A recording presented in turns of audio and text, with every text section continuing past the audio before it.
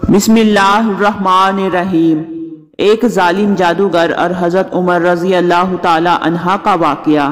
حضرت عمر رضی اللہ تعالی عنہ کو جادوگروں سے بہت نفرت تھی۔ انہیں جہاں کہیں بھی پتہ چلتا کہ وہاں کوئی جادوگر ہے تو حضرت عمر رضی اللہ تعالی عنہ انہیں قتل کرنے کا حکم دیتے تھے۔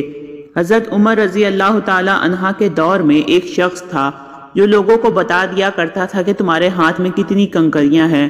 وہ یہ ظاہر کرتا تھا کہ مجھے غیب کا علم ہے۔ ایک دفعہ حضرت عمر نے ان جادوگر کو بلایا اور اپنے سامنے بٹھا لیا۔ پھر آپ رضی اللہ تعالی عنہ نے اپنے ہاتھ پیچھے کیے اور اپنے ہاتھ میں کچھ کنکریاں اٹھا لی۔ پھر جادوگر سے کہا، چل بتا میرے ہاتھ میں کیا ہے؟ جادوگر نے کہا کہ آپ کے ہاتھ میں کنکریاں ہیں۔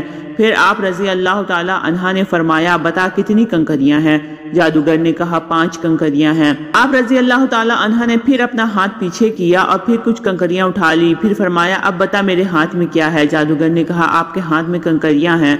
آپ رضی اللہ تعالی عنہ نے فرمایا، بتا کتنی کنکریاں ہیں؟ جادوگر نے کہا، مجھے نہیں پتا۔ ساری محفل حیران رہ گئی، آخر یہ کیا ماجرا ہے؟ پھر آپ نے فرمایا، پہلے جب میں نے کنکریاں اٹھائی تھی تو مجھے بھی پتا تھا کہ میرے ہاتھ میں کتنی کنکریاں ہیں۔ اس جادوگر نے میرا دماغ پڑھ لیا تھا۔ دوسری بار جب میں نے کنکریاں اٹھائی تو مجھے بھی نہیں پتا تھا کہ میرے ہاتھ میں کتنی کنکریاں ہیں، کیونکہ شیطان انسان کے جسم میں خون کی شکل میں دوڑتا ہے اور جادوگر شیطان کی پوجا کرتا ہے، جس سے شیطان ان کو ہر چیز ہر بات بتا دیتا ہے۔ اس محفل سے حضرت عمر رضی اللہ تعالی عنہ لوگوں کو یہ بتانا چاہتے تھے کہ یہ جادوگر اللہ کو چھوڑ کر شیطان کی پوجا کرتے ہیں اور شیطان انسانی جسم کے اندر خون میں گردش کرتا ہے۔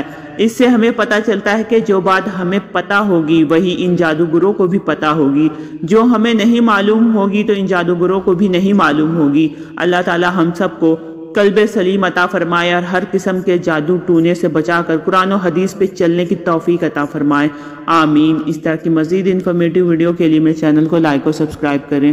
ملتے ہیں نیکسٹ ویڈیو میں، رکھیے گا اپنا بہت سا خیال۔ اللہ حافظ۔